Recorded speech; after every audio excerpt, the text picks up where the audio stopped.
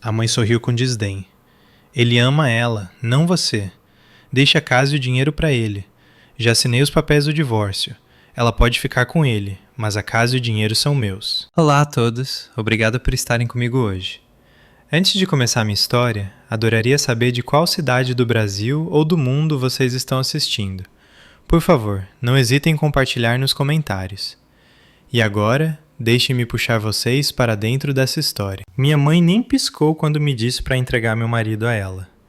Ela apenas cortou seu pedaço de picanha, olhou-me diretamente nos olhos e disse: Verônica, seja razoável. A Bárbara está carregando o filho dele. Ele precisa dela mais do que precisa de você. Eu congelei. O garfo em minha mão, de repente, pareceu pesar 1 tonelada.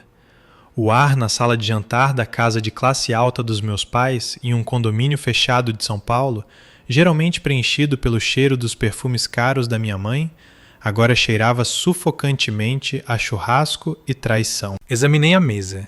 Meu pai, Arthur, encarava sua taça de vinho, evitando meu olhar. Minha irmã, Bárbara, estava radiante. Sua mão repousava protetoramente sobre uma leve saliência em sua barriga que eu não tinha notado até 10 segundos atrás. E Gregório, meu marido há 10 anos, o homem que havia me beijado de despedida naquela manhã e dito que me amava, estava segurando a outra mão de Bárbara. Desculpe, sussurrei. Minha voz soou pequena e patética. Era a voz da garotinha que costumava pedir desculpas simplesmente por existir naquela casa. Gregório finalmente olhou para mim. Não havia culpa em seus olhos. Eles estavam cheios de desafio. Verônica, por favor, não faça cena, disse ele, usando aquele tom condescendente que se usa com uma criança histérica. Não queríamos contar assim, mas não podíamos mais esconder. A Bárbara está grávida de 4 meses. Estamos apaixonados. Senti o sangue drenar do meu rosto. 4 meses? Você está dormindo com minha irmã há 4 meses ou mais? Bárbara interveio. Ela sorriu. Aquele leve torcer cruel dos lábios que eu conhecia tão bem. Não importa, Verônica. A linha do tempo é irrelevante. O que importa é que somos uma família agora. Uma família de verdade. Algo que você, obviamente, não pôde dar a ele. O golpe foi preciso. Um tiro direto em nossas lutas contra a infertilidade. Os anos de testes negativos, as noites em que chorei nos braços de Gregório enquanto ele sussurrava que não importava, que éramos suficientes um para o outro. Era tudo mentira. Olhei para minha mãe, Cíntia. Certamente ela ficaria furiosa. Certamente ela daria um tapa em Gregório e o expulsaria. Mas ela apenas tomou um gole de seu vinho. Verônica, olhe para os fatos. Você é uma mulher de carreira, sempre viajando, sempre obcecada com sua empresa. Você é forte, você pode sobreviver sozinha.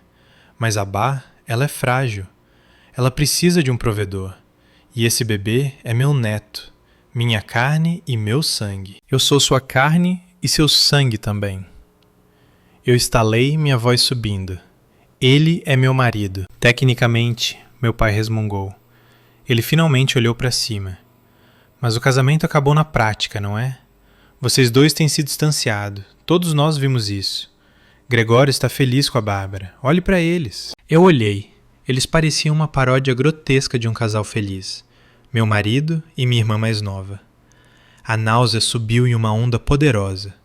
Levantei-me. Minha cadeira arranhou ruidosamente o piso de madeira nobre. Sente-se, Verônica, minha mãe ordenou. Precisamos discutir os arranjos. O Gregório não pode simplesmente se mudar para um aluguel qualquer. Ele precisa de estabilidade para o bebê.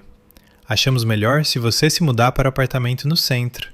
Deixe a casa para Gregório e Bárbara. É um condomínio bom e fica perto de nós, para que possamos ajudar com o bebê. Meu queixo caiu. Vocês querem que eu saia da minha própria casa? A casa que eu comprei? A casa cuja hipoteca eu pago? É a casa do Gregório também, disse minha mãe com desdém. Leis de comunhão de bens, não é assim? Tudo que é adquirido durante casamento é dividido 50 por 50. Além disso, você tem muito dinheiro. Você pode comprar outra. Não seja gananciosa, Verônica. Não pega bem. Gananciosa. Eu paguei por tudo. Eu quitei o financiamento do carro dos meus pais. Eu paguei pelas 3 tentativas fracassadas da Bárbara de obter um diploma universitário. Eu paguei pelos empreendimentos comerciais do Gregório que nunca renderam um único centavo. e agora eu era gananciosa por querer manter minha própria casa. Estou indo embora, disse eu, pegando minha bolsa. Minhas mãos tremiam tanto que eu mal conseguia segurar a alça. Se você sair por aquela porta, disse Gregório, sua voz caindo uma oitava, tentando soar autoritário. Você estará provando por que eu te deixei. Você é fria. Você se importa mais com seus bens do que com uma vida humana. Eu me importo com lealdade, eu gritei, o som ecoando pelas paredes. Eu me importo que meu marido esteja dormindo com minha irmã. Psiu, minha mãe sibilou. O que os vizinhos vão pensar? Olhei para eles uma última vez. Um quadro de monstros. Meus pais permitindo a traição, minha irmã roubando minha vida, meu marido, um traidor. Eu não vou dar a casa a vocês, disse eu, minha voz trêmula, mas clara. E eu não vou dar a vocês um divórcio amigável. Você vai, disse minha mãe com confiança. Porque se não fizer isso, você perderá esta família para sempre. Faça a coisa certa, Verônica. Seja a irmã maior, pela primeira vez. Virei-me e corri. Não olhei para trás, para o brilho quente da sala de jantar. Eu só precisava de ar. Eu precisava fugir antes de me estilhaçar em 1 milhão de pedaços ali mesmo, no capacho de boas-vindas deles. Antes de contar o que fiz a seguir, quero agradecer por ouvirem.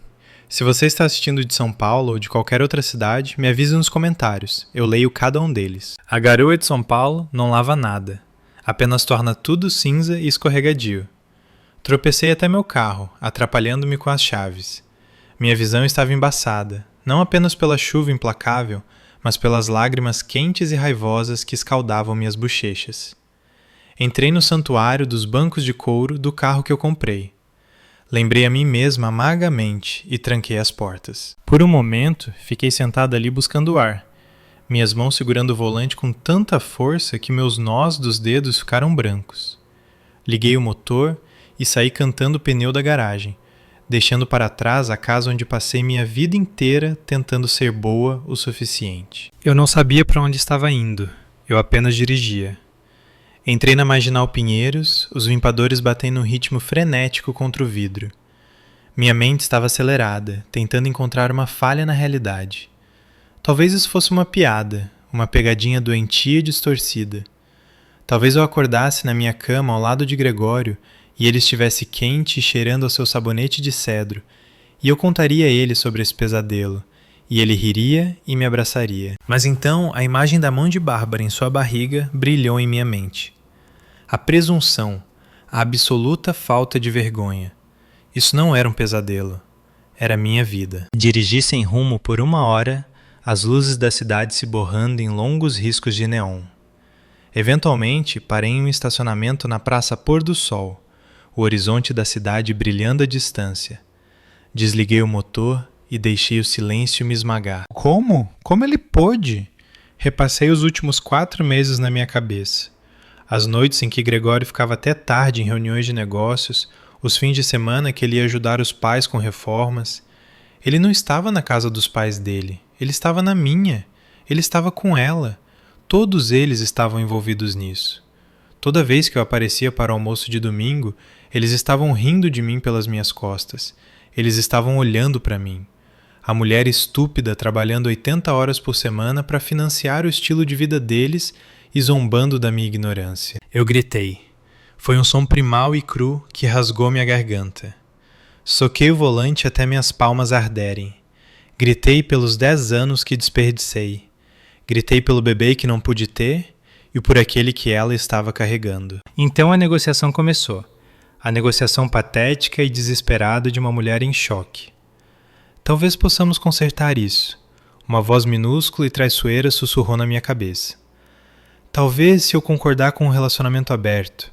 Talvez se eu ajudar a criar o bebê. Não. Olhei para o banco do passageiro. Havia um recibo amassado no porta-copos. Peguei-o. Era de uma joalheria no shopping Iguatemi, datado de 2 semanas atrás. Uma pulseira de berloques. Eu não tinha uma pulseira de berloques. A Bárbara tinha. Lembrei-me de ver uma nova corrente de prata em seu pulso no jantar. Ele havia comprado joias para ela com o meu dinheiro. O luto começou a coalhar em algo mais frio. Lembrei-me de seus votos, na riqueza e na pobreza. Ele definitivamente amava a parte da riqueza. Quando nos conhecemos, eu era apenas uma contadora júnior, e ele era um corretor de imóveis em ascensão. Éramos iguais, então. Mas enquanto eu subia a escada corporativa, fazendo cursos noturnos, obtendo certificações, lutando para ser diretora financeira, CFO, ele estagnou. E em vez de sentir orgulho, ele ficou ressentido. Você está me emasculando, disse ele uma vez durante uma briga sobre dinheiro. Você me trata como um funcionário. Eu pedi desculpas na época. No dia seguinte, transferi R$5.000 para a conta pessoal dele para ele investir em sua consultoria, apenas para acalmar seu ego. Eu estava comprando o amor dele repetidamente. E meus pais? Isso doía mais. Seja a irmã maior. Era o mantra da minha existência. Abá é sensível, Verônica. Abá precisa de ajuda, Verônica. Você é a forte. Ser forte era apenas um eufemismo para ser usada. Eles não me amavam por quem eu era. Eles me amavam pelo que eu provia. Eu era a mula da família carregando a carga pesada, para que Abá pudesse saltitar sem peso. Olhei para o meu telefone.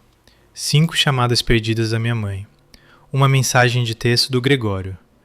Pare de ser dramática. Volte para podermos discutir um cronograma de mudança. Um cronograma de mudança? Ele já estava planejando como arranjar meus móveis em sua nova vida? Não respondi. Liguei o carro novamente. As lágrimas haviam parado. Meus olhos estavam secos e arenosos. E havia uma dor oca no meu peito que eu sabia que ficaria lá por muito tempo. Mas enquanto eu saía do estacionamento, a negação havia desaparecido. A realidade era uma pedra fria e dura no meu estômago. Eles queriam uma guerra. Eles queriam minha casa. Eles queriam meu dinheiro. Eles pensaram que eu desistiria porque eu sempre desistia. Eles pensaram que eu era fraca porque eu era gentil. Dirigi para casa, para minha casa. Não para fazer as malas, mas para proteger o perímetro. Eu não ia para um apartamento no centro. Eu ia dormir na minha própria cama, mesmo que cheirasse a ele. Amanhã eu não seria uma filha ou uma esposa. Amanhã eu seria uma CFO. E eu estava prestes a conduzir uma auditoria em suas vidas inteiras. Para entender por que não virei à mesa e queimei a casa ali mesmo, você tem que entender a hierarquia da família Moraes. Eu fui a primogênita, saudável e robusta. Bárbara veio 8 anos depois, prematura e doente. Desde o momento em que ela chegou em uma incubadora, respirando com dificuldade, ela era o sol e eu era a sombra. Começou pequeno. Fique quieta, Verônica, o bebê está dormindo. Dê aquele brinquedo para Bá, ela está chorando. Você não precisa de sapatos novos, Verônica. A Bá precisa de palmilhas ortopédicas. Aprendi cedo que minhas necessidades eram secundárias. Meu papel era facilitar a felicidade de Bárbara. Lembro-me do meu aniversário de 16 anos. Eu tinha economizado o verão todo, cuidando de crianças e fazendo bicos, para comprar um carro, um sedã velho e surrado. Meu pai prometeu igualar minhas economias se eu tirasse notas máximas. Eu tirei. Apresentei orgulhosamente meu boletim e meu pote de dinheiro. Meu pai olhou para o pote, depois para minha mãe. Verônica, querida. Minha mãe começou com aquela voz suave e piedosa que ela usava. Temos uma situação. A Bá precisa de um aparelho nos dentes, do tipo caro. E tem aquele acampamento de dança chegando. Nós realmente não podemos dispensar o dinheiro agora. Mas você prometeu, eu disse, minha voz vacilante. Não seja egoísta, meu pai retrucou. Sua irmã tem problemas de autoestima. O aparelho é uma necessidade médica. Você pode pegar o ônibus. Isso constrói o caráter. Então, eu peguei o ônibus. A Bá ganhou o aparelho e o acampamento de dança. Ela saiu do acampamento depois de 2 dias porque era muito difícil. E o dinheiro se foi. Nunca recebi os fundos correspondentes. Comprei aquele sedã inteiramente sozinha 2 anos depois. Esse era o padrão. Eu trabalhava, Bárbara recebia. O pior incidente, aquele que deveria ter me avisado do que ela era capaz, aconteceu na minha formatura do ensino médio. Eu tinha comprado um lindo vestido verde esmeralda. Trabalhei turnos duplos em uma lanchonete para pagá-lo. Ele estava pendurado no meu armário envolto em plástico. Um símbolo de uma noite onde eu seria bonita e especial. 2 dias antes do baile, cheguei em casa e encontrei Bárbara, que tinha 10 anos na época, no meu quarto. Ela estava usando meu vestido. Ele estava arrastando no chão e ela tinha pegado uma tesoura e cortado a bainha porque era muito longo para ela. Ela estava girando, brincando de princesa. "O que você está fazendo?" eu gritei. Ela tropeçou. A tesoura rasgou um longo corte bem no corpete. Eu chorei. Eu literalmente caí no chão e solucei. Minha mãe correu para dentro. Quando ela viu o vestido arruinado e o rosto culpado de Bárbara, ela não repreendeu Bárbara. Ela se virou para mim. "Verônica, você não deveria ter deixado onde ela pudesse pegar. Ela é apenas uma criança. Ela queria ser como a irmã mais velha. Ela estragou tudo." Eu gritei. "Não posso usá-la." "Podemos colocar um alfinete," minha mãe disse com desdém. "Pare de exagerar, você está fazendo a Bá chorar." E lá estava. Bárbara estava chorando lágrimas falsas de crocodilo. E de repente eu era a vilã. Fui ao meu baile com um vestido emprestado que não servia direito. A Bá ganhou sorvete para acalmar seu trauma pelos meus gritos. Essa dinâmica nos seguiu até a idade adulta. Fui para uma faculdade estadual com bolsas de estudo. A Bá foi para uma universidade particular paga pelos meus pais. Ela desistiu. Foi para a escola de estética, desistiu e depois se viu na Europa por um ano, financiada por um cartão de crédito que meu pai acabou me pedindo para ajudar a pagar porque os juros estão nos matando, Verônica, e você tem um emprego tão chique agora. Eu paguei. Essa é a doença de ser filha da sombra. Você acha que se pagar o suficiente, se resolver problemas suficientes, talvez eles finalmente olhem para você com a mesma adoração que dão ao filho de ouro. Eu pensei que poderia comprar o amor deles. Quando eu trouxe Gregório para a família, pensei que finalmente tinha alguém no meu time. Ele viu como eles me tratavam. "Sua família é louca," ele me disse depois do nosso primeiro Natal, vendo a Bá abrir uma montanha de presentes enquanto eu ganhava um calendário e um par de meias. "Eu vou cuidar de você, Verônica. Comigo, você nunca será a segunda melhor." Agarrei-me a essas palavras. Casei-me com ele acreditando nelas. Não percebi que Gregório era essencialmente uma versão masculina de Bárbara. Inseguro, mimado e procurando um hospedeiro. Ele não queria me salvar da dinâmica da minha família. Ele queria se encaixar nela. Ele viu como eu era generosa, como eu jogava dinheiro nos problemas para fazê-los desaparecer, e percebeu que tinha tirado a sorte grande. Então, quando minha mãe disse na mesa de jantar, "Seja a irmã maior", isso desencadeou 3 décadas de condicionamento. Mas também desencadeou 3 décadas de raiva reprimida. Eu não tinha mais 16 anos. Eu não dependia deles para abrigo ou amor. Eu era uma CFO. Eu gerenciava milhões de reais. Eu demitia pessoas incompetentes para viver. Enquanto estava sentado em minha casa naquela noite, olhando para o teto, percebi que minha família era um mau investimento, um ativo tóxico, e era hora de liquidar. Na manhã seguinte, acordei em uma cama fria e vazia. Por uma fração de segundo, estendi a mão para Gregório, uma memória muscular, esperando seu calor. Então a realidade desabou como um golpe físico. Ele não estava lá. Ele provavelmente estava com ela. Arrastei-me para fora da cama e entrei em seu escritório em casa, ou melhor, sua sala de jogos que chamávamos de escritório para preservar sua dignidade. Quando conheci Gregório, ele era corretor. Não mais bem-sucedido, mas tinha charme. Ele tinha potencial. Fui atraída por sua natureza tranquila, que equilibrava minha intensidade. Ele era o sonhador. Parecia uma boa combinação, mas à medida que minha carreira decolava, a dele estagnava. Tornei-me sócia na minha empresa. O mercado caiu e ele não vendeu uma casa por 1 ano. Tudo bem, eu disse a ele. Eu ganho o suficiente por nós dois. Dê um tempo. Descubra o que você realmente quer fazer. Esse foi meu erro. Dei a ele uma almofada e ele decidiu tirar uma soneca de 5 anos nela. Ele se rebatizou como consultor de negócios. Era um título vago que significava que ele passava o dia todo no LinkedIn e em fóruns, ocasionalmente encontrando um amigo para almoçar para trabalhar em ideias que nunca se materializavam. Ele parou de contribuir com a hipoteca. Então ele parou de pagar as contas de serviços públicos. Então ele parou de comprar mantimentos. Lentamente, insidiosamente, tornei-me a única provedora. Eu não me importava com o dinheiro no início, eu o amava, mas me importava com sua atitude. Quanto menos ele ganhava, mais arrogante ele se tornava. Era um mecanismo de defesa. Eu sabia que ele se sentia pequeno, então ele tinha que agir grande. Ele começou a criticar meus gastos. Você realmente precisa de outro terno de grife, Verônica? Ele perguntava enquanto usava o relógio de R$ 25.000 que eu comprei para ele. Você é tão materialista? Você trabalha demais. Você está perdendo contato com o que é importante. O que era importante, aparentemente, era ele. Caminhei até a mesa dele. Era uma bagunça de papéis e correspondências não abertas. Comecei a vasculhar. Um aviso de atraso de cartão de crédito. Eu não sabia que ele tinha uma multa de trânsito. E então, um folheto para um resort de luxo no Nordeste. Congelei. Reconheci o resort. Eu tinha estado lá para um retiro corporativo há 6 meses. Gregório tinha ficado em casa porque tinha uma reunião importante. Fui para o meu laptop e abri o extrato da nossa conta conjunta, aquela que eu financiava todos os meses para despesas domésticas. Lá estava.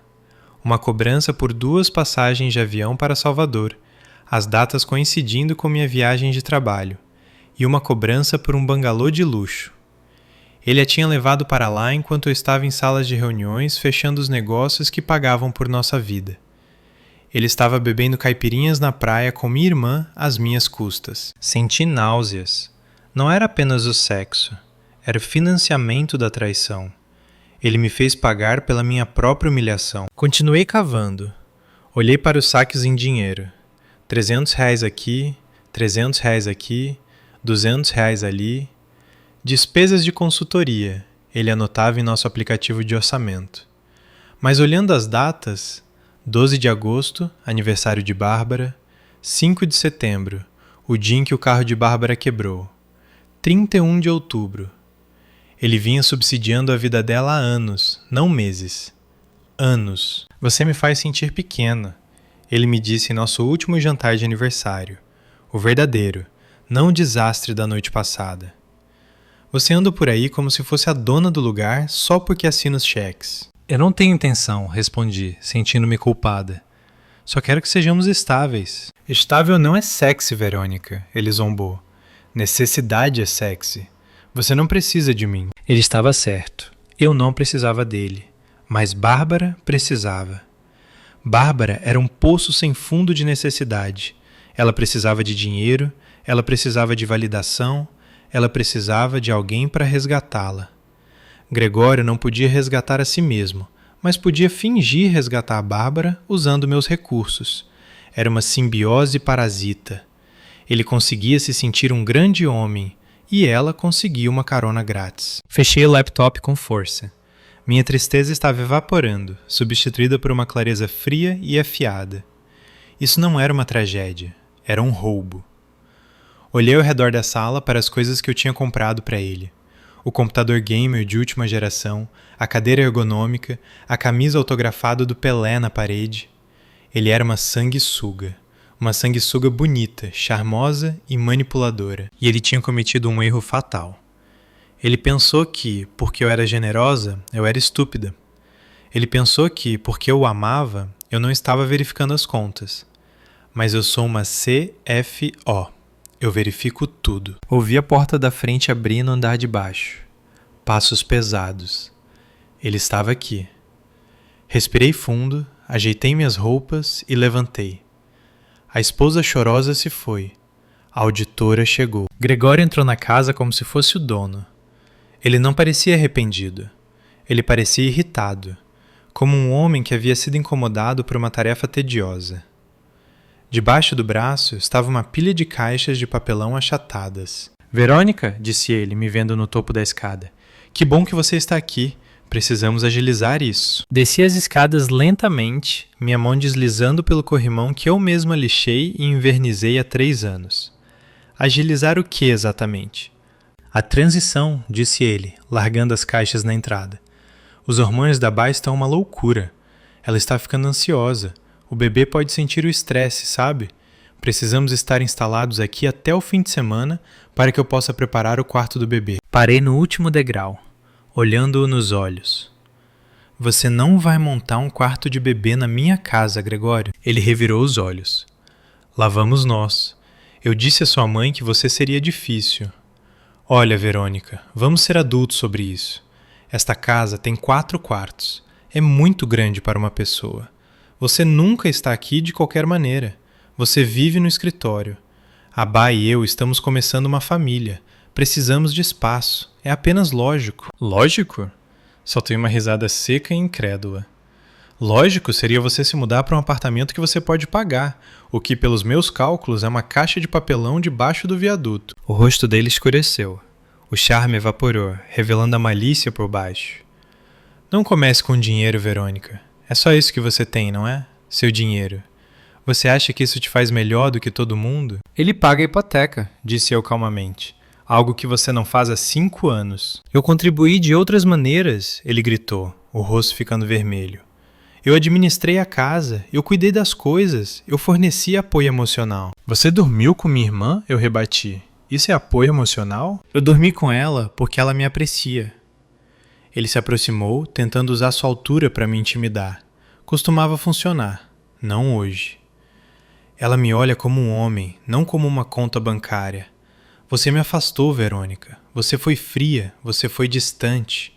Você era, para todos os efeitos, estéril. A palavra pairou no ar. Estéril. Ele sabia o quanto doía. Ele sabia sobre as injeções de fertilização in vitro, os hormônios, a devastação esmagadora de cada resultado negativo. Ele estava usando minha dor como uma arma para justificar sua traição. Eu estava tentando ter seu filho, sussurrei, minha voz tremendo ligeiramente apesar dos meus melhores esforços. Coloquei meu corpo no inferno por você. Bem, não funcionou, disse ele cruelmente. E funcionou para Abá naturalmente, sem esforço. Talvez isso seja um sinal, Verônica. Talvez não fôssemos feitos para ter filhos. Talvez a natureza soubesse que você não era material para a mãe. Senti como se um tapa doesse menos, mas não bati nele. Apenas olhei para ele, memorizando este momento. Esse era o encerramento que eu precisava. Não havia amor sobrando aqui.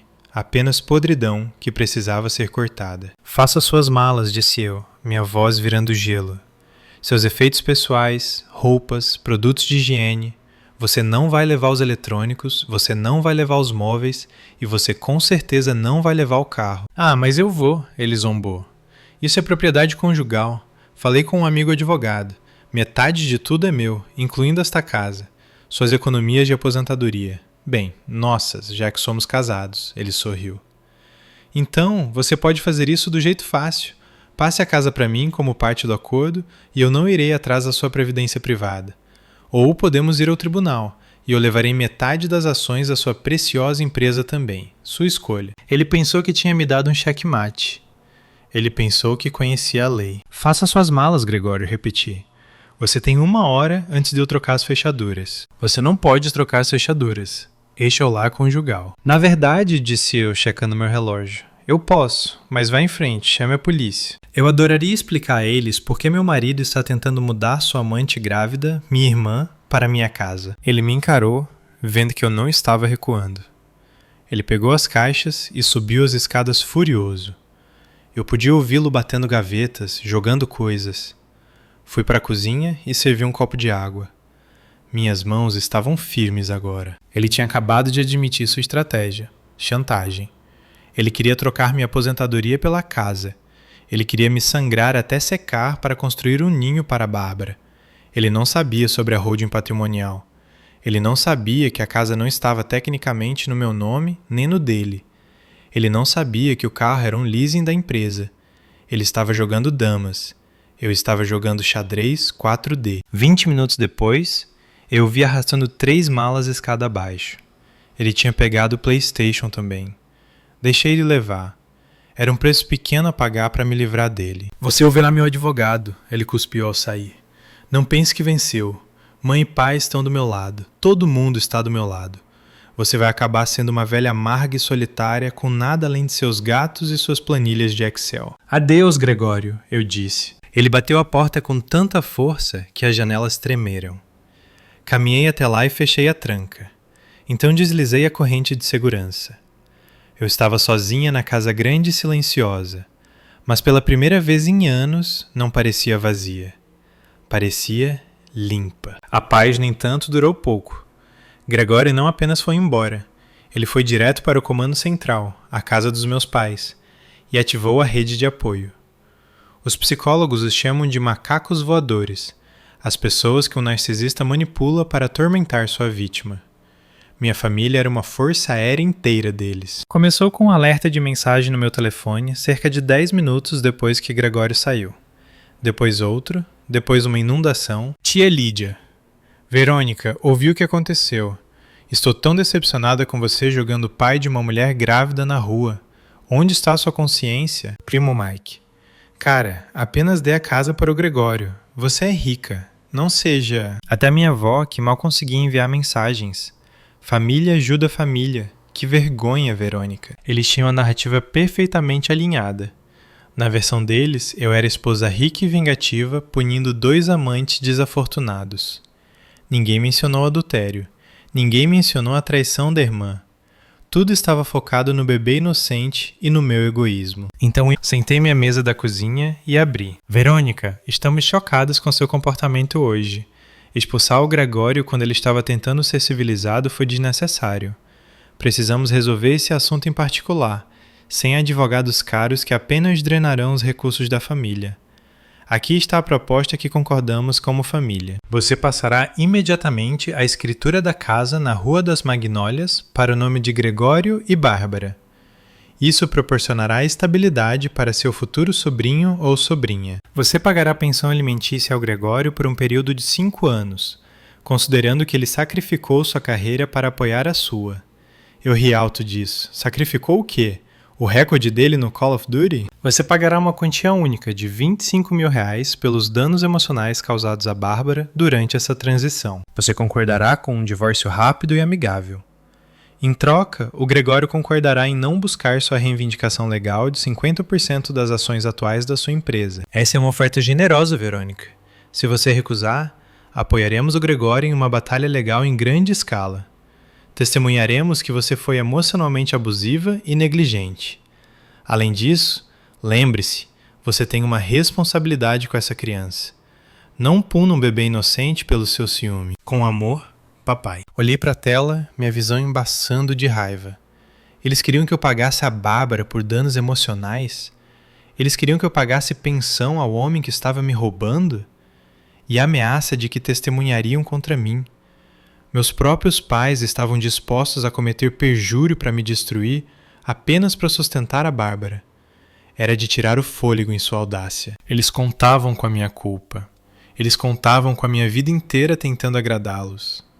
Eles achavam que se pressionassem o suficiente, a velha Verônica, a irmã da sombra, quebraria apenas para fazer a gritaria parar. Comecei a digitar uma resposta furiosa. Vocês ficaram loucos? Ele me traiu. Ela é minha irmã. Mas meu dedo pairou sobre o botão de enviar. Não. Isso é o que eles queriam. Eles queriam uma reação emocional. Eles queriam que eu me envolvesse, discutisse, implorasse. Se estou discutindo, estou negociando. E não se negocia com terroristas. Apaguei o rascunho. Em vez disso, imprimi o e-mail. Imprimi as mensagens de texto. Fui ao meu escritório em casa e imprimi os extratos bancários mostrando o roubo do Gregório. Imprimi os recibos do cartão de crédito da viagem para o resort. Criei uma pasta física. Etiquetei-a como Guerra. Meu telefone tocou. Era minha mãe. Deixei ir para a caixa postal. Tocou de novo. Meu pai. Caixa postal. Então o telefone fixo tocou. Eles eram implacáveis. Desconectei o telefone fixo da parede. Coloquei meu celular no modo não perturbe, permitindo chamadas apenas do meu círculo íntimo, que infelizmente era uma lista muito curta. Senti uma súbita e esmagadora onda de isolamento. Eu tinha perdido todos. Meu marido, minha irmã, meus pais, minha família estendida. Até os vizinhos poderiam se voltar contra mim assim que a fofoca começasse. Eu era vilã na história deles, e nada do que eu dissesse mudaria isso, porque a verdade era inconveniente para eles. A verdade exigia que admitissem que a Bá era uma destruidora de lares e o Gregório um fracassado. Era mais fácil fazer de mim um monstro. Caminhei até a janela e olhei para a chuva. Eu precisava de um aliado. Eu precisava de alguém que conhecesse a verdadeira história. E então, como se convocada pelo meu desespero, um táxi parou na minha calçada. Uma mulher saiu lutando com uma mala gigante com estampa de oncinha e um guarda-chuva encharcado. Lívia. Minha colega de quarto na faculdade, minha madrinha de casamento, aquela que me disse no dia do meu casamento: dou 5 anos para isso, mas estarei aqui para te apoiar.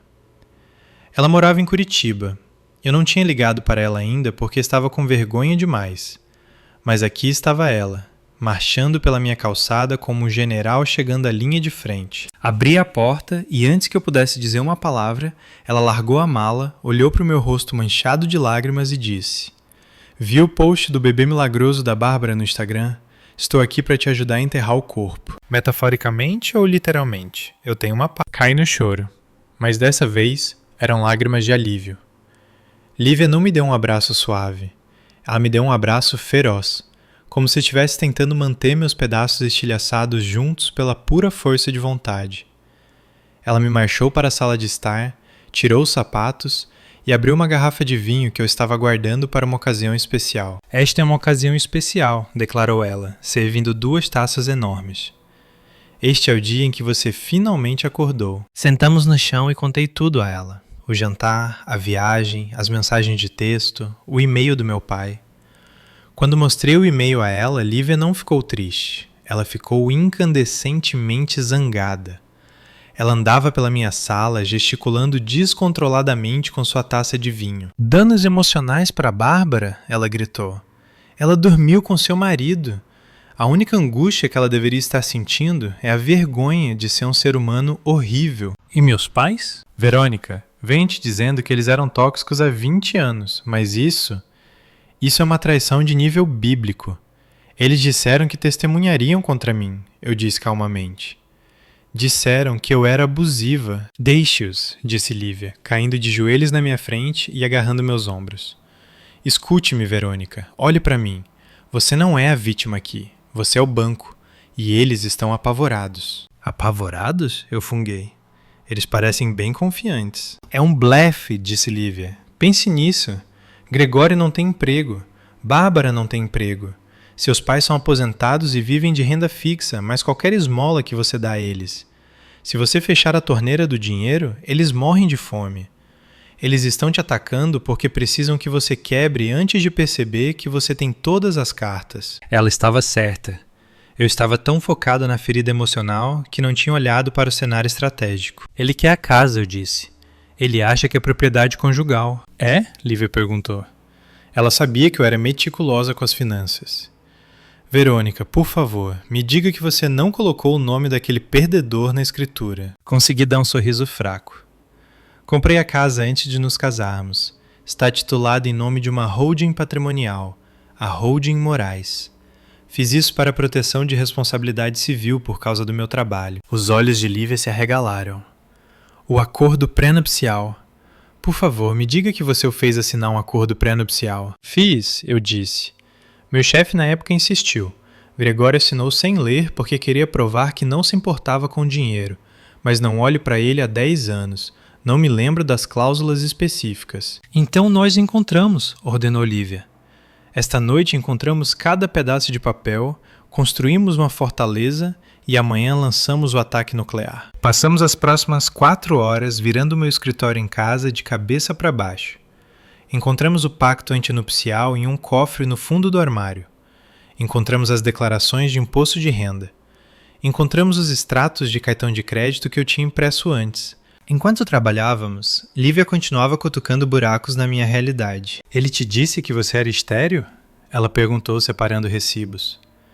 Verônica, você não me disse uma vez que o Gregório se recusou a fazer o teste? Parei. Sim, ele disse que sabia que os garotos dele estavam bem. Ele não iria ao urologista.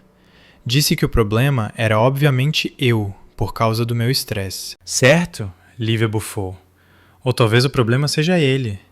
E a Bá engravidou do personal trainer da academia, e eles estão jogando isso no Gregório porque ele tem uma esposa rica. Congelai. O pensamento nem tinha me ocorrido. Bárbara não. Gregório não seria tão estúpido. Gregório é exatamente tão estúpido, disse Lívia. E Bárbara é exatamente tão manipuladora. Estamos adicionando um teste de DNA à sua lista de exigências. Às 3 da manhã, Tínhamos uma montanha de evidências. As taxas de consultoria que eram na verdade presentes para a Bárbara, a linha do tempo do caso baseada nos dados de localização do cartão de crédito, o acordo pré-nupcial que, ao reler, continha uma cláusula de infidelidade devastadora. Olhei para a pilha de papel. Era feio. Era uma crônica da minha tolice e da ganância deles. Mas também era munição. Você sabe o que tem que fazer, certo? Disse Lívia, servindo o resto do vinho.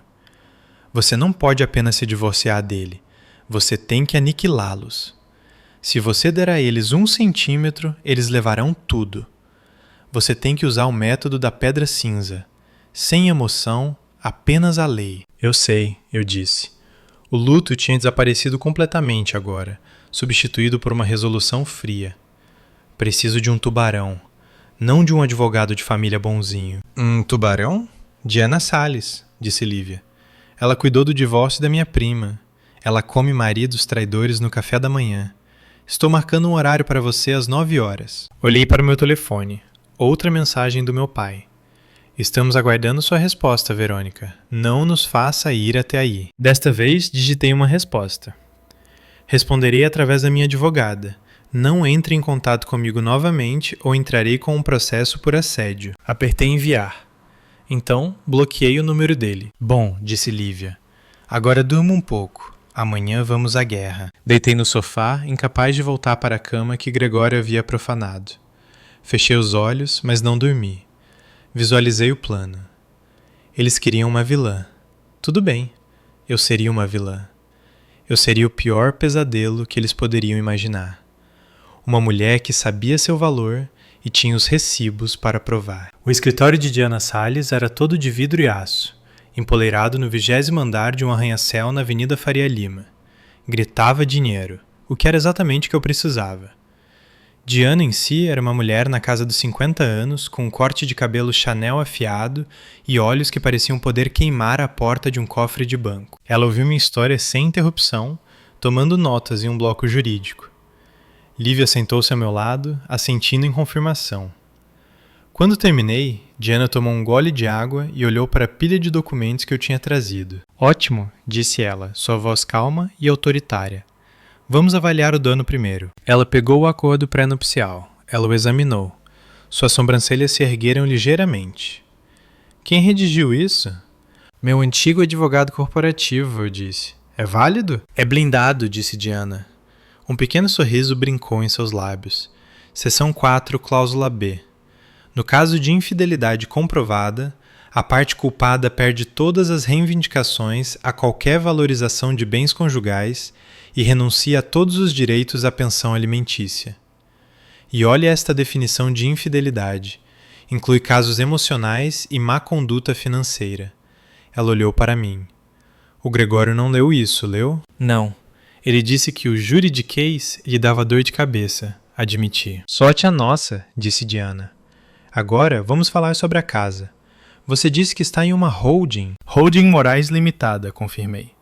Comprei 6 meses antes do casamento. Sou a única sócia. E você nunca adicionou o nome dele ao contrato social da holding? Não. Você usou fundos conjuntos para pagar a hipoteca? Às vezes, gaguejei. Da conta conjunta?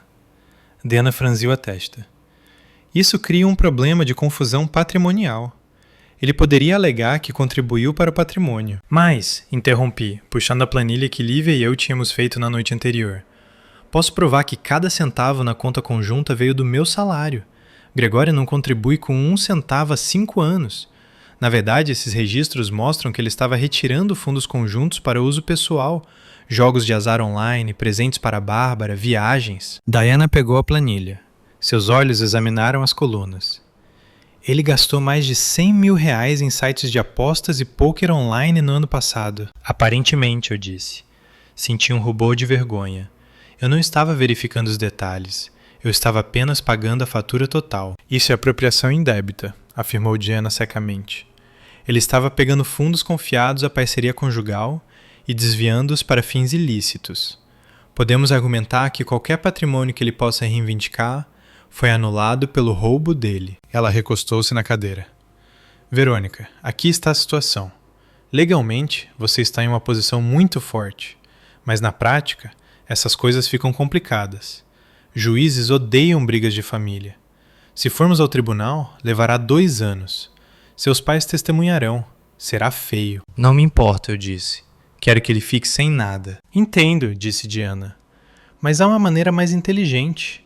Jogamos com a ganância deles. Ela traçou um plano. Chamaríamos isso de armadilha de mel. Eles acham que você está emotiva e fraca, explicou Diana. Eles acham que você está desesperada para manter a paz. Então, vamos jogar com isso. Redigiremos um acordo extrajudicial. Faremos parecer que você está dando exatamente o que eles querem. Um divórcio rápido para que possam se casar e ser uma família de verdade. Mas nas letras miúdas, especificaremos a divisão de bens com base nos termos estritos do pré-nupcial e da propriedade da holding. Eles não vão assinar isso, disse Lívia. Eles vão se não lerem, rebateu Diana. Ou se acharem que estão conseguindo algo melhor. Estruturaremos de modo que o Gregório renuncie aos seus direitos sobre o valor potencial das ações da sua empresa, que ele acha que é enorme, em troca de você não processá-lo por suas dívidas de jogo e fraude. Mas eu fico com a casa? Perguntei. Absolutamente, disse Diana. A casa fica com a holding. O acordo declarará que o Gregório deve desocupar a propriedade após o decreto final do divórcio, mas escreveremos de forma a soar como uma transição temporária. Vamos deixá-los acreditar que estão ganhando até que a tinta esteja seca. É arriscado, eu disse. Depende da arrogância deles. Concordo, disse Diana. Mas pelo que você me contou, Gregório e sua irmã não são pessoas orientadas a detalhes. Eles são oportunistas. Eles verão divórcio rápido e renúncia de processo e assinarão. Lembrei-me do rosto de Gregório quando saiu da minha casa. Você é apenas uma velha amarga com suas planilhas. Ele me subestimou.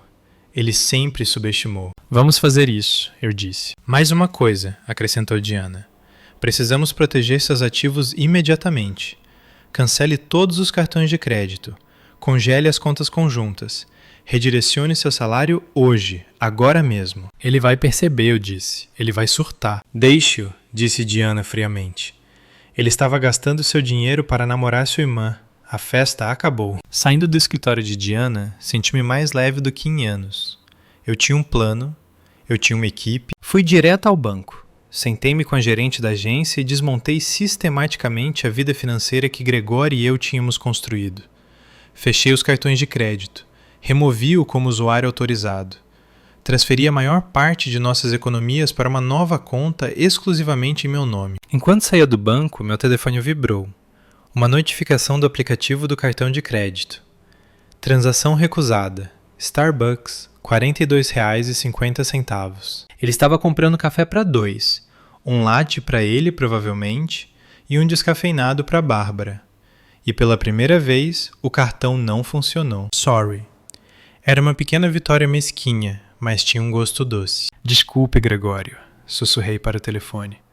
Parece que você vai pagar em dinheiro hoje. Mas o verdadeiro teste ainda estava por vir. Eu tinha que ir até eles. Eu tinha que olhar nos olhos deles e fingir estar quebrada. Tudo isso enquanto segurava a faca que estava prestes a cortar o cordão. Enviei uma mensagem para meu pai. Estou pronta para conversar. Vamos nos encontrar? A armadilha estava armada agora. Eu só tinha que ter certeza de não vomitar quando os visse. O café que escolhi para a reunião era um território neutro. Uma rede corporativa estéril com iluminação fluorescente e música jazz um pouco alta demais, localizada a meio caminho entre a casa dos meus pais e meu escritório. Cheguei 15 minutos mais cedo, não porque estava ansiosa, mas porque precisava entrar no personagem. Verifiquei meu reflexo na janela escura. Eu tinha usado meu cardigan mais velho, aquele com bolinhas nas mangas, e pulei meu corretivo usual para as olheiras. Deixei meus ombros caírem. Eu precisava parecer uma esposa derrotada, uma mulher que havia perdido tudo e estava desesperada para salvar um pingo de dignidade. Diana sentou-se ao meu lado, nítida e profissional, mas suavizou seu olhar habitual de tubarão. Lembre-se, ela sussurrou, deslizando o documento grosso pela mesa. Você não é uma CFO hoje. Você é uma irmã de coração partido. Deixe-os pensar que estão fazendo um favor a você ao assinar isso. Assente, meu estômago embrulhado. Não era mais medo, era antecipação. Era a sensação de uma montanha-russa subindo até o topo da grande queda. Gregório e meu pai chegaram juntos. Gregório parecia cansado, mas presunçoso, usando o blazer que eu comprara para ele 3 natais atrás. Meu pai andava com aquela postura rígida e justa que adotava quando sentia que era autoridade moral na sala. Eles se sentaram sem apertar as mãos. Gregório não encontrava meus olhos. Verônica, meu pai começou, sua voz retumbando levemente. Fico feliz que você tenha recuperado o juízo. Não queremos uma guerra. Só queremos o melhor para o bebê. Eu sei, pai, eu disse, deixando minha voz falhar um pouco. Encarei minhas mãos, girando a aliança de casamento que eu ainda estava usando para efeito dramático. Tenho pensado muito no que a mamãe disse, sobre ser a irmã maior. Gregório olhou para cima. Seu interesse despertou. Então, você concorda com os termos? Diana interveio suavemente. Verônica concorda que uma batalha legal prolongada seria prejudicial à saúde de todos. Ela está disposta a conceder um divórcio imediato. Ela também está disposta a renunciar ao direito de processar você, Gregório, por certas irregularidades contábeis que descobrimos. Gregório estremeceu. Irregularidades? Eu disse a você que eram despesas de consultoria? Seja qual for o caso, Diana continuou com um aceno de mão, Verônica está disposta a deixar para lá, no espírito de seguir em frente. Olhei para Gregório, reunindo toda a tristeza que pude. Eu não quero brigar com você, Gregório. Eu te amei. Se a Bárbara é quem você quer, se ela pode te dar a família que eu não pude...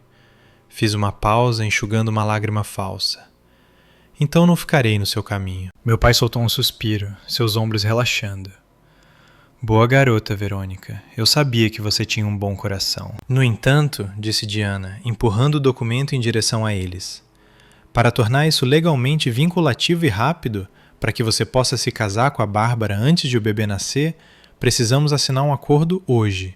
Ele concede o divórcio por diferenças irreconciliáveis, declara que cada parte mantém os bens mantidos em seu nome exclusivo e renuncia a todas as reivindicações sobre os ganhos futuros do outro. Gregório franziu a testa, olhando para a pilha grossa de papel. E a casa? O e-mail dizia que eu fico com a casa. O acordo declara que você manterá a residência no endereço da Rua das Magnólias, disse Diana cuidadosamente, usando uma redação muito específica. E a Verônica desocupará as instalações. Também inclui uma cláusula onde a Verônica concorda em não buscar o reembolso dos R$50 mil em fundos conjugais que você gastou em envolvimentos externos. Os olhos de Gregório se arregalaram com o número. Ele olhou para o meu pai. Ele sabia que se esse número aparecesse no tribunal, ele pareceria um ladrão. E a pensão alimentícia? Gregório perguntou, ganancioso até o fim. Não posso pagar pensão, Gregório, sussurrei. Mas estou desistindo da casa. Estou dando a vocês um lar para o seu bebê. Isso não é suficiente? Meu pai cutucou Gregório. Aceite o acordo, filho. Uma casa neste condomínio vale uma fortuna. Ela está te dando patrimônio. Não force a barra. Gregório olhou para o documento. Ele folheou rapidamente as páginas. Prendi a respiração. Se ele lesse a seção 12 referente aos direitos de propriedade de entidades terceiras ou holdings, o jogo acabaria. Mas ele estava apenas passando os olhos. Ele estava procurando cifrões e a palavra casa. Ele parou na página de assinatura. Ele pegou a caneta. Isso significa que acabou? Ele perguntou olhando para mim. Sem volta? Você não virá atrás das minhas ideias de negócios? Eu não tocarei nas suas ideias de negócios, Gregório, eu disse. Era uma promessa fácil de fazer, já que ele não tinha nenhuma. E você nos deixará em paz? Eu só quero desaparecer. Eu disse calmamente. Ele sorriu com desdém. A vitória estava em seus olhos. Ele pensou que tinha me quebrado.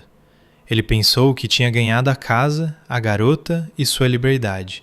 Tudo isso enquanto me deixava com a conta. Agora, enquanto vejo a mão dele pairar sobre o papel, sei que não há volta. Estou prestes a explodir minha vida inteira apenas para construir uma nova. Meu coração está batendo contra minhas costelas. Não de tristeza, mas com a adrenalina da caçada. Se você ainda está ouvindo essa história, por favor, me ajude curtindo esse vídeo e comentando o número 1 abaixo. Isso me permite saber que você é incrível e que está comigo nessa jornada. Seu apoio significa o mundo para mim. Deixe um 1 para que eu possa ver você. Agora, vamos ver o que acontece quando a tinta atinge o papel. Gregório assinou. O som da caneta arranhando o papel foi alto no café silencioso. Risque, risque.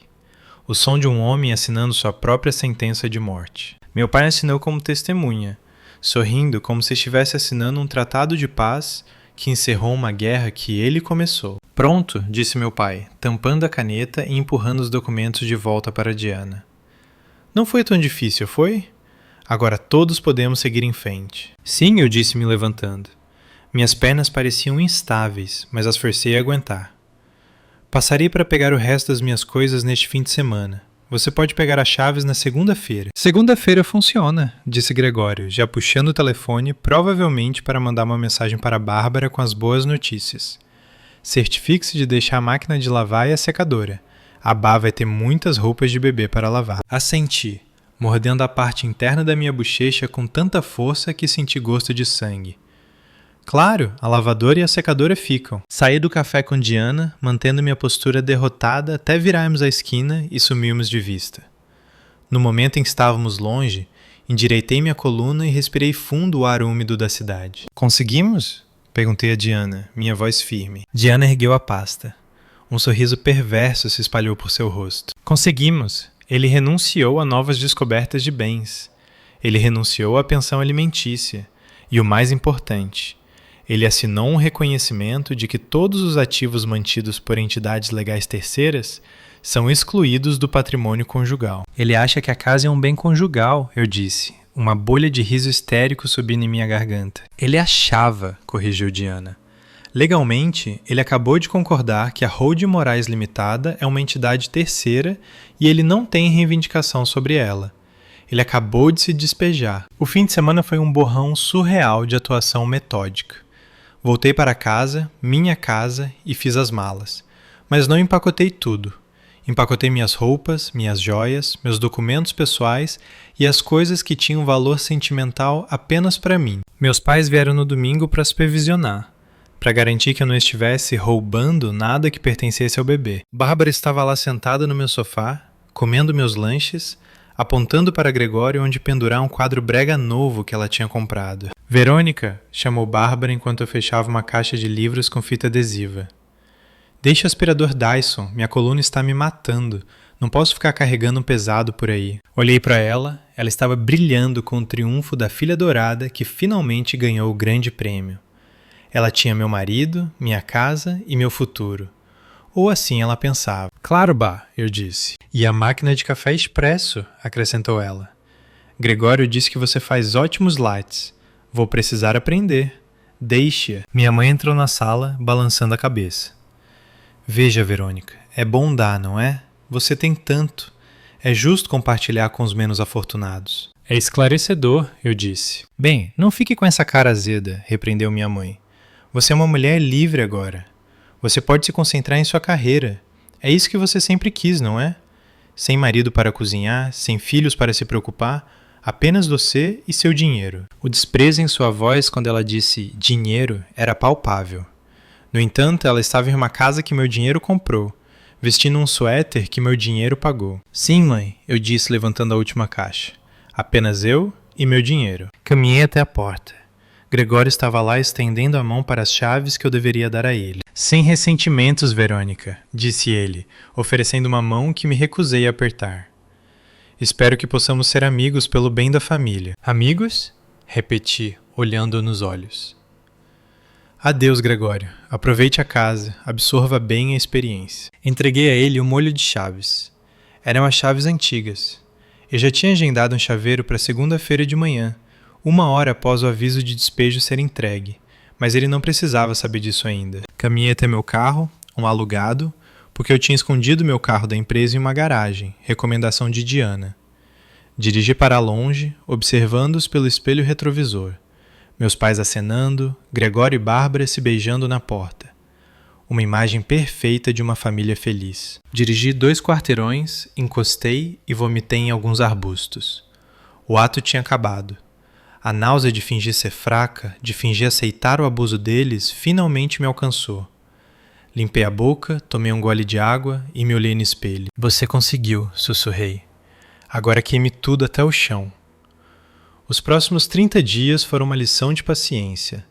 Há um período de espera para o divórcio, mesmo um consensual, até que toda a burocracia do cartório seja finalizada. Mas como tínhamos protocolado o acordo extrajudicial imediatamente, o relógio estava correndo para o decreto final. Durante esse tempo, morei em um flat corporativo pago pela minha empresa. Eu ia trabalhar, sorria nas reuniões, ignorava as postagens que Bárbara colocava no Instagram, tão feliz por estar montando o ninho com minha alma gêmea em nosso lar para sempre. Legenda em uma foto dos pés dela na minha mesa de centro. Quartinho ficando pronto.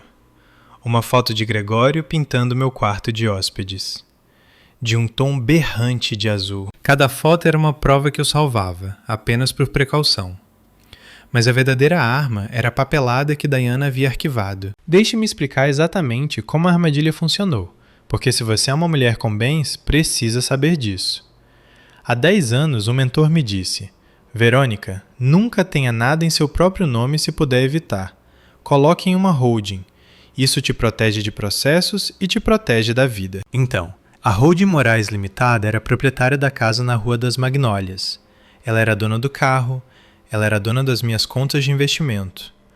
Quando me casei com Gregório, ele assinou o pré-nupcial. Ele era preguiçoso, então não leu. O pré-nupcial dizia que qualquer ativo mantido por uma pessoa jurídica separada antes do casamento permanece propriedade separada, independentemente de quem more nela. Mas a beleza absoluta da manobra legal de Diana foi a cláusula de confisco por infidelidade, combinada com o acordo que Gregório acabara de assinar. O acordo dizia: Gregório Silva concorda em desocupar a residência conjugal assim que o decreto final de divórcio entrar em vigor, a menos que um contrato de locação separado seja assinado com o proprietário do imóvel. Gregório pensou que ele era o novo proprietário, por causa do nosso acordo verbal e do meu presente da casa. Ele pensou que o proprietário éramos nós ou ele. Ele não entendeu que o proprietário era uma empresa. E uma empresa não tem sentimentos. Uma empresa não tem irmã. Uma empresa só tem contratos. E como Gregório não tinha contrato de locação com a Holding Moraes Limitada, no momento em que o juiz carimbasse finalizado em nosso divórcio, Gregório se tornaria um invasor. Isso é brutal, disse Lívia uma noite enquanto bebíamos vinho no meu apartamento temporário. É a coisa mais linda e brutal que já vi. Tinha que ser, eu disse, olhando para as luzes da cidade. Se eu tivesse apenas lutado contra eles, um juiz poderia ter dado a casa a ele só para que o bebê tivesse um teto sobre a cabeça. Juízes são simpáticos às crianças. Mas dessa forma, ele mesmo abriu mão. Ele concordou em sair. Ele só não sabia quando. E o dinheiro? Lívia perguntou. Contas conjuntas encerradas, eu disse. Cartões de crédito cancelados. Mas deixei uma conta aberta, aquela vinculada ao débito automático das contas de luz e água da casa. Por quê? Porque quero que as luzes continuem acesas até depois do casamento. Sorria. Quero que eles se sintam confortáveis. Quero que se sintam seguros. Você é aterrorizante, Lívia riu. Sou apenas uma CFO, dei de ombros. Eu gerencio riscos. No dia 29, o juiz assinou o decreto. Eu estava oficialmente divorciada. Eu estava oficialmente solteira. E legalmente, Gregório era oficialmente um invasor. Diana me ligou. Está assinado. A notificação de despejo está preparada. O chaveiro está de prontidão. A transportadora está reservada para colocar seus móveis em um depósito. Espere, eu disse. Não mande a transportadora ainda. Deixe-os ter o casamento primeiro. Você quer que eles façam a recepção na sua casa? Diana perguntou perplexa. Não, eu disse. A recepção é em um salão de festas barato, porque eles são pão duros. Mas eles voltarão para casa para a noite de núpcias. É aí que atacamos. Isso é frio, Verônica. Eles roubaram meu marido e tentaram roubar meu futuro, eu disse. Frio é a única temperatura que me resta. Desliguei. Olhei para o calendário. Sábado. O casamento era no sábado. Eu estava enviando um presente. Não era uma torradeira. Era um oficial de justiça. Eu, obviamente, não compareci ao casamento. Mas na era das mídias sociais, você não precisa estar presente para testemunhar um acidente de trem. Você só precisa de uma conta falsa. Fake. O casamento de Gregório e Bárbara foi um testamento de suas ilusões. Meu primo Mike, que secretamente estava do meu lado, mas temia a ira da minha mãe, Estava me dando um relatório em tempo real via mensagem de texto. A Bá está de branco, muito branco, e uma tiara, parece um topo de bolo derretido. O Gregório está bêbado, dizendo a todos como seus investimentos estão expandindo. Sua mãe está chorando durante o brinde sobre como o amor verdadeiro sempre encontra um caminho. Acho que vou vomitar. Sentei-me no meu apartamento rolando as fotos. Lá estavam eles. Meu ex-marido e minha irmã cortando um bolo que eu sabia que meu pai tinha pago. Eles pareciam triunfantes. Pareciam ter escapado de um assassinato. A legenda de Bárbara sob seu post. Finalmente, senhora Silva, tão feliz por começar nossas vidas em nosso lar para sempre. #almas de meia, #feliz, #sem arrependimentos. Aquela hashtag sem arrependimentos foi a gota d'água. Ela não estava apenas feliz, ela estava se gabando. Ela queria que eu visse, ela queria que eu soubesse que tinha vencido. Olhei para o relógio, eram 21 horas. A recepção estava terminando. Logo eles estariam voltando para a Rua das Magnólias. Fiz uma ligação para a empresa de segurança privada que Diana havia contratado. Iniciar fase 2, eu disse. Entendido, senhora Moraes. Estamos em posição. O chaveiro já tinha terminado. Os avisos estavam postados. Senti uma onda de adrenalina tão forte que fez minhas mãos tremerem. Era isso. Enquanto eles dançavam a valsa, uma equipe trocava todas as fechaduras da minha casa. Enquanto jogavam um buquê, um oficial colava um aviso de despejo laranja brilhante na porta da frente, na porta dos fundos e na garagem. E enquanto eles entravam no carro de recém-casados, o sedã do meu pai, já que eu havia retomado o carro da empresa, minha equipe de segurança estacionava do outro lado da rua, pronta para fazer valer a lei. Imaginei a viagem deles. Eles provavelmente estavam rindo. Gregório provavelmente estava afrouxando a gravata, pensando em carregar sua noiva grávida pela soleira da casa de onde me expulsou. Ele provavelmente estava pensando em como era inteligente, como havia vencido o sistema. Ele não sabia que o sistema tinha sido manipulado contra ele desde o início. Save-me um copo de água com gás. Eu não precisava de álcool para anestesiar isso. Eu queria sentir cada segundo. Feliz dia do casamento, Bá! Brindei para a sala vazia. Bem-vinda à realidade. Meu telefone vibrou. Era Mike de novo. Eles acabaram de sair, indo para aí. Boa sorte, Verônica. Acabe com eles. Peguei meu casaco. Eu não ia ficar no apartamento. Eu precisava ver isso. Dirigi até meu antigo bairro e estacionei 3 casas abaixo, escondida na sombra de um grande carvalho. Observei a rua. Estava quieta. A chuva havia parado, deixando o asfalto liso e preto. A casa, minha casa, estava escura. Eu tinha cortado a energia remotamente pelo aplicativo de casa inteligente 5 minutos atrás. Faróis varreram a rua. O carro entrou na garagem. Eram eles. O show estava prestes a começar. A cena se desenrolou com precisão cinematográfica. A porta do carro de Gregório se abriu e ele tropeçou para fora, ainda de smoking, parecendo um pouco instável. Ele deu a volta para abrir a porta para Bárbara. Ela emergiu, seu vestido branco arrastando no pavimento molhado, segurando o estômago teatralmente. Eles subiram o caminho até a varanda da frente. Abaixei o vidro da minha janela 1 centímetro, apenas o suficiente para ouvir. — Por que as luzes estão apagadas? Bárbara choramingou. Sua voz estridente não é da noite.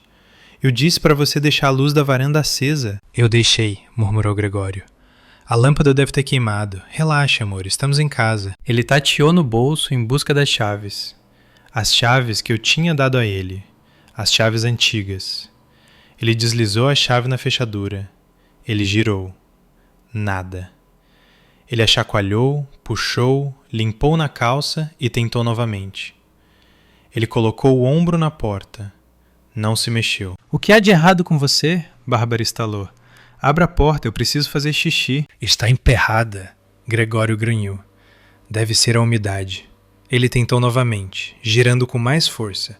— Droga! Gregório gritou, chutando a porta. Foi quando os holofotes do sensor de movimento, que eu ativei remotamente, de repente ganharam vida, banhando-os em uma luz branca ofuscante. E foi aí que eles viram.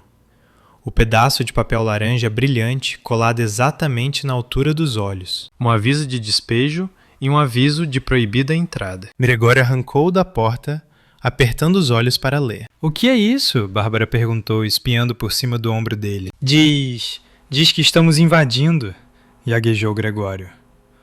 Holding Moraes Limitada. Verônica, ele rugiu. Verônica! Ele se virou, examinando a escuridão, procurando briga. Eu sei que é você. Esta é minha casa. Você não pode me expulsar. Ele pegou uma pedra decorativa do jardim e avançou em direção à janela da sala de estar. Não faça isso, Gregório, sussurrei para mim mesma. Antes que ele pudesse jogá-la, o carro descaracterizado do outro lado da rua acendeu luzes vermelhas e azuis piscantes. 2 seguranças privados uniformizados, com aparência extremamente oficial, saíram do carro. Solte a pedra, senhor, ordenou um deles, com a mão no coldre. Gregório congelou. Oficiais, graças a Deus. Minha ex-mulher, ela nos trancou para fora. Esta é minha casa. Tenho minha esposa grávida aqui. Vocês têm que nos deixar entrar. O segurança subiu o caminho, calmo e imponente. Senhor, afaste-se da porta. Posso ver sua identidade? Gregório tateou a carteira. Eu moro aqui, Rua das Magnólias, 42. Verifiquem seus registros. O homem olhou para o RG, depois para um tablet que segurava. Tem uma escritura aqui listando o proprietário como Holding Moraes Limitada.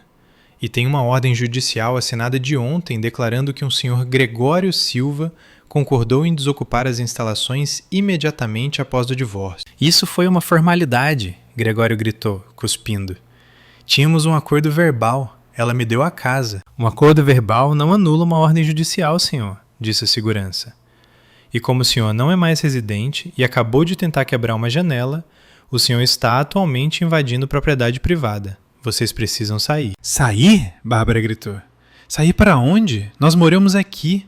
Todas as nossas coisas estão lá dentro. O berço do meu bebê está lá. Seus bens pessoais foram empacotados e movidos para um depósito, leu o oficial em seu tablet.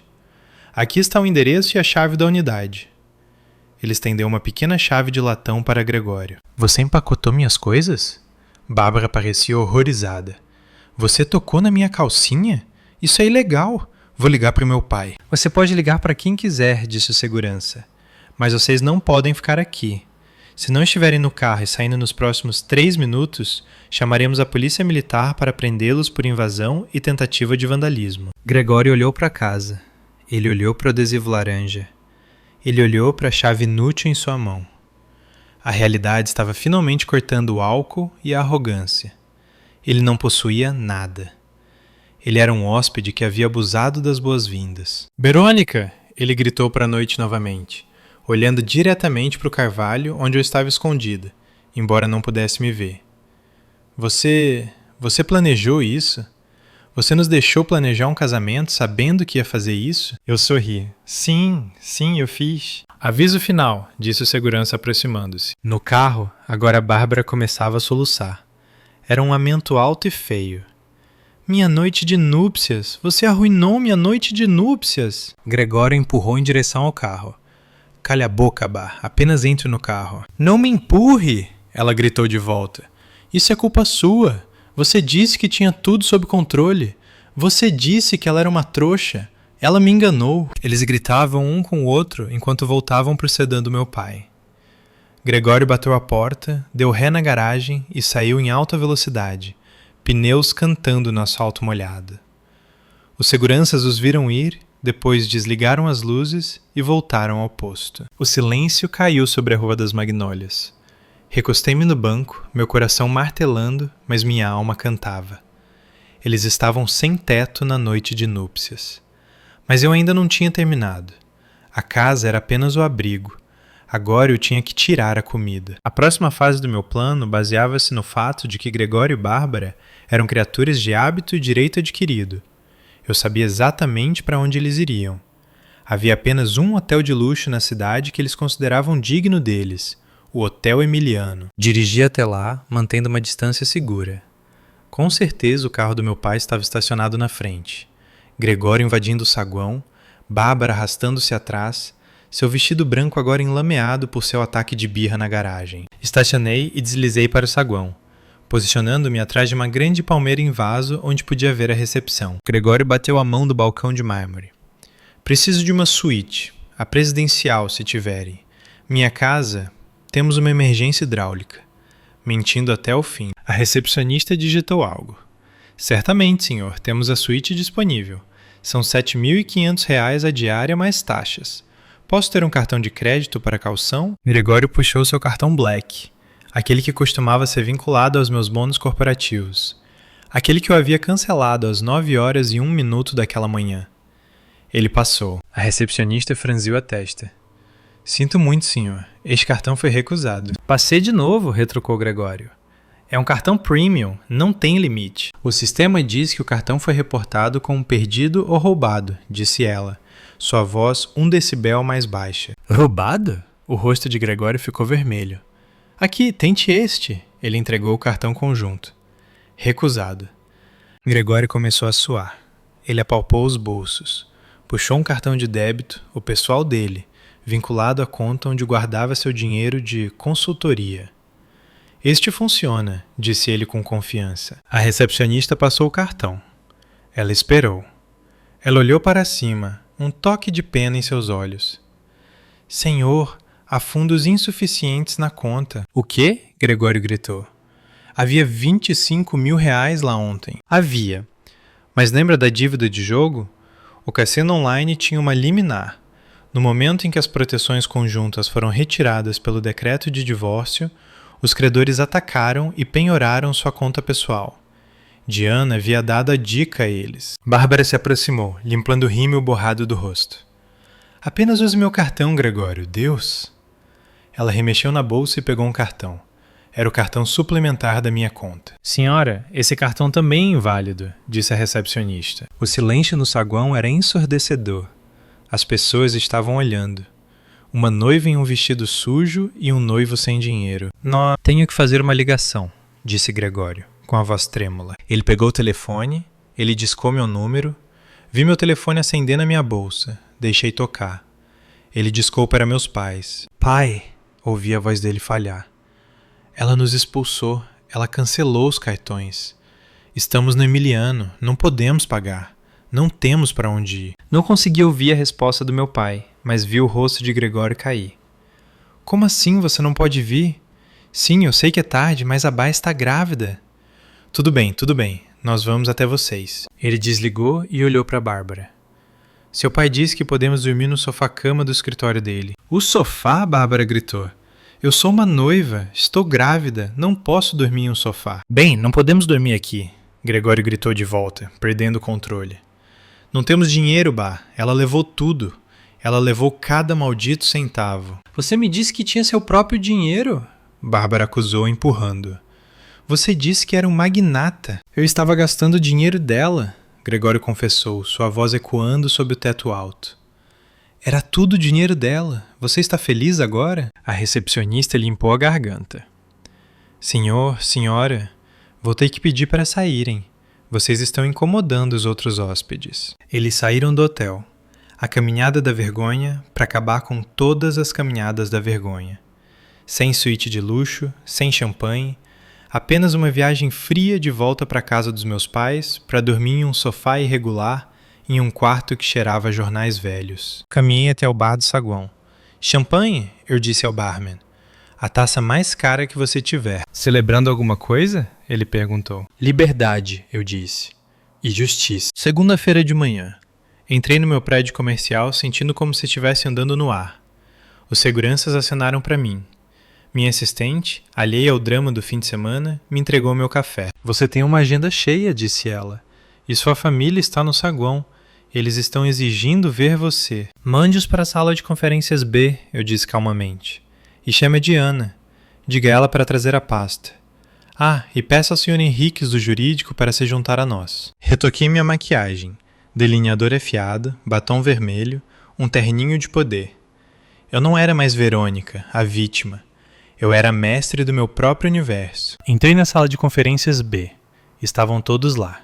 Minha mãe parecendo exausta, meu pai furioso, Gregório com as mesmas roupas de ontem, parecendo sujo, Bárbara chorando baixinho no canto. Monstro! Minha mãe gritou assim que entrei. Como você pôde, na noite de núpcias deles? Sentei-me na cabeceira da mesa. Por favor, sentem-se. Temos negócios a discutir. Negócios? Gregório bateu o punho na mesa. Você roubou minha casa. Você roubou meu dinheiro. Eu recuperei minha propriedade, corrigi, e parei de subsidiar sua fraude. Vamos te processar, meu pai gritou. Vamos contar a todos o que você fez. Contar o quê? Perguntei. Que despejei meu ex-marido de uma casa que ele não possuía? Que parei de pagar pela minha irmã adulta? Vão em frente, mas antes de fazerem isso, talvez queiram olhar para isto. Diana entrou, seguida pelo nosso consultor jurídico. Ela colocou uma pasta grossa na mesa. Isto, eu disse batendo na pasta, é uma auditoria financeira dos últimos 5 anos. Gregório, você desviou mais de R$100 mil de nossas contas conjuntas para jogos de azar e presentes não autorizados.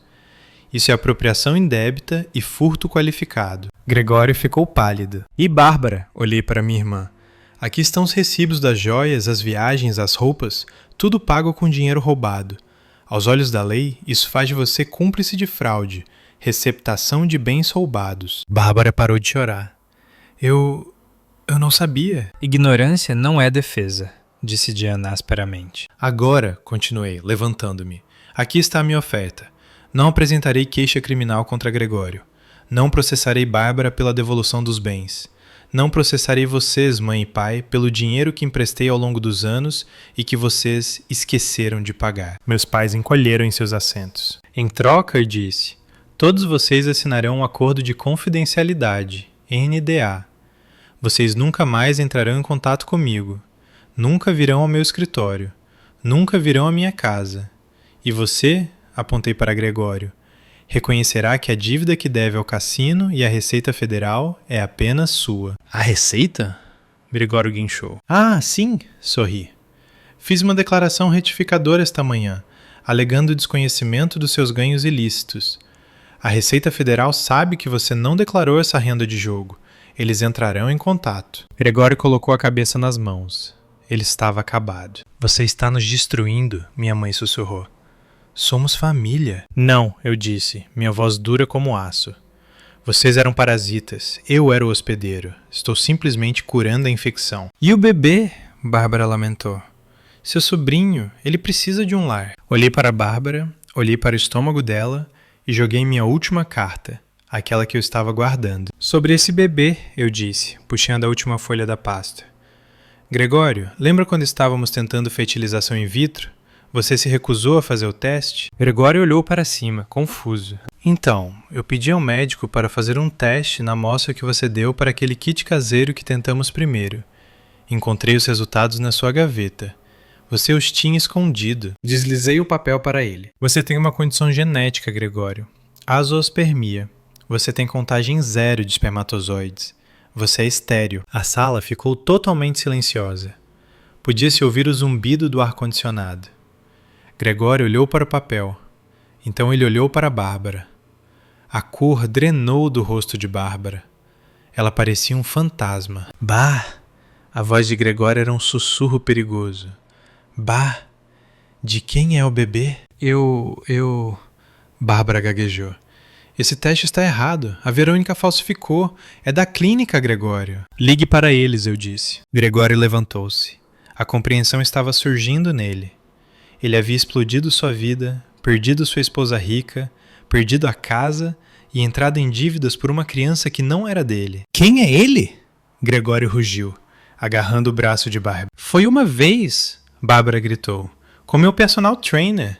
Não significou nada. Eu precisava que você se casasse comigo.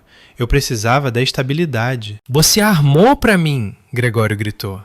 Você arruinou minha vida por causa de um filho bastardo. Ele avançou para ela.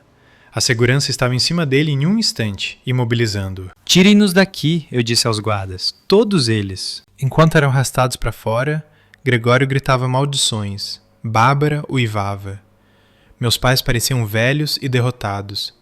Eu não senti nada. Nem alegria, nem tristeza, apenas silêncio. O silêncio de uma lousa limpa. A revelação sobre o bebê foi a bomba nuclear que vaporizou o que restava da aliança deles.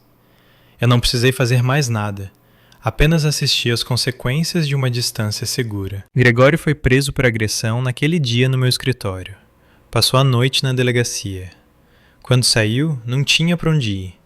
Meus pais se recusaram a aceitá-lo de volta. Afinal, ele não era mais o pai do neto deles.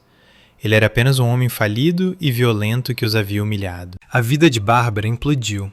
Meus pais, diante da vergonha de uma filha grávida de um personal trainer aleatório e da perda de sua fantasia de genro rico, se voltaram contra ela. Como você pôde ser tão estúpida? Ouvi minha mãe gritar com ela pelo telefone. Mais uma vez, obrigado pelas atualizações, Mike. Você tinha a galinha dos ovos de ouro e a matou. Eles não se importavam com a moralidade. Eles se importavam que o golpe tivesse falhado. Gregório pediu a anulação do casamento com base em fraude, alegando que Bárbara o havia enganado. Ele também tentou me processar novamente, representando a si mesmo porque não podia pagar um advogado. O juiz rejeitou o caso em 5 minutos e o condenou a pagar minhas custas legais. Como ele não podia pagar, teve que declarar falência. E o bebê? O personal trainer acabou sendo um estudante universitário de 20 anos, sem dinheiro e sem interesse em ser pai. Bárbara estava enfrentando a maternidade solteira com 0 ativos, vivendo em seu quarto de infância, ouvindo sua mãe reclamar diariamente sobre como ela era um dreno financeiro. Cerca de 2 meses depois, recebi uma carta de Gregório. Foi encaminhada para o meu escritório. Verônica, sei que errei. Fui fraco. A Bárbara me manipulou. Ela jogou com minhas inseguranças. Nunca deixei de te amar. Eu estava confuso. Por favor, vamos conversar. Estou morando no meu carro, não tenho nada. Você foi a única coisa boa que aconteceu comigo. Por favor, me dê uma segunda chance. Li 2 vezes. Há 10 anos eu teria chorado. Eu teria pensado, ele está sofrendo, preciso ajudá-lo. Mas olhei para a letra, a mesma mão que havia assinado minha dignidade por uma casa que ele não possuía. Peguei um marcador vermelho, escrevi devolver ao remetente no envelope e o joguei na trituradora. Eu não o odiava mais. Eu simplesmente não me importava. Ele era um estranho. Uma lição aprendida da maneira mais difícil. A implosão do Clã Moraes foi total. Meus pais, sem minha assistência mensal, não podiam arcar com seu estilo de vida. Tiveram que colocar sua casa no condomínio à venda. A casa onde cresci, a casa onde sempre fui a segunda melhor. Mudaram-se para um pequeno apartamento de 2 quartos em um bairro menos desejável. Bárbara teve que arranjar um emprego de verdade. Começou a trabalhar como recepcionista em uma clínica dentária. Mike me disse que ela parece 10 anos mais velha e reclama para quem quiser ouvir sobre como sua irmã malvada roubou sua herança, mas ninguém ouve. As pessoas na cidade viram os carros de polícia. Elas sabem a verdade. Gregório deixou a cidade. Há rumores de que ele voltou para sua cidade natal para morar com o irmão, trabalhando em um call center. Mantive contato 0 absoluto. Mudei meu número. Mudei-me para uma nova casa, uma cobertura moderna e elegante no centro, longe do subúrbio. Vendi a casa da Rua das Magnólias para um jovem casal simpático. Eu não queria as memórias. Uma tarde chuvosa, 6 meses depois, encontrei minha mãe no supermercado. Era inevitável em uma cidade deste tamanho, suponho. Ela parecia frágil. Seu cabelo não estava com o loiro perfeito de costume. Raízes grisalhas apareciam. Ela me viu e parou o carrinho. Verônica, disse ela, a voz trêmula. Eu parei. Não corri. Mantive minha posição. Cíntia, eu disse. Nós sentimos sua falta, disse ela, lágrimas nos olhos. Seu pai, ele não tem estado bem. O coração dele. Poderíamos usar uma ajuda. Lá estava. O gancho, a culpa, o coração dele. Ajuda. Olhei para essa mulher que tinha me dito para entregar meu marido à minha irmã, que me chamara de gananciosa, que me valorizara apenas enquanto eu fosse útil. Sinto muito em ouvir isso, eu disse educadamente. O convênio médico dele cobre condições cardíacas, vocês deveriam ligar para eles. Verônica, ela engasgou. Somos sua família. Não, eu disse, inclinando-me para perto para que ela pudesse ouvir cada palavra. Você fez sua escolha. Você escolheu a Bárbara. Você escolheu a mentira. Você não pode voltar para a verdade só porque a mentira parou de pagar as contas. Eu sou sua mãe. Você é minha doadora de óvulos, eu disse, e minha algoz. Cansei de pagar pela minha própria humilhação. Passei por ela. Não olhei para trás. Comprei minhas compras. queijos caros, uma boa garrafa de vinho, coisas que eu gosto, e saí na chuva. Mas desta vez a chuva parecia limpa, parecia um batismo. Faz 1 ano desde aquele jantar infernal. Estou escrevendo isso de uma varanda na costa malfitana. Tirei 1 ano sabático, o primeiro da minha vida. Não estou trabalhando, estou apenas vivendo. O processo é uma memória distante. A dor é uma cicatriz que desbotou para o branco. Conheci alguém aqui. O nome dele é Luca. Ele é arquiteto. Ele não sabe sobre meu dinheiro e não se importa. Ele gosta que eu seja inteligente. Ele gosta que eu ganhe dele no xadrez. Ontem, estávamos sentados à beira-mar e ele me perguntou: Verônica, por que você sempre confere a conta com tanto cuidado? Sorry, porque aprendi que se você não auditar sua própria vida, alguém vai desviar sua felicidade. Pensei em Bárbara, provavelmente trocando uma fralda, em um apartamento apertado, amarga e com raiva. Pensei em Gregório, atendendo telefones em algum lugar no interior, sonhando com a vida que jogou fora. Eles queriam tudo, acabaram com nada. Eu não queria nada além de amor, e acabei com tudo. Minha liberdade, minha fortuna e, finalmente, eu mesma. Percebi que a irmã da sombra tinha ido embora. Eu não era a sombra, eu era o sol. Eu apenas estava deixando eles ficarem na minha luz. Tomei um gole do meu vinho. O mesmo tipo de vinho que bebi na noite em que Lívia me disse para revidar. Aos auditores, sussurrei para o mar. E o mar sussurrou de volta.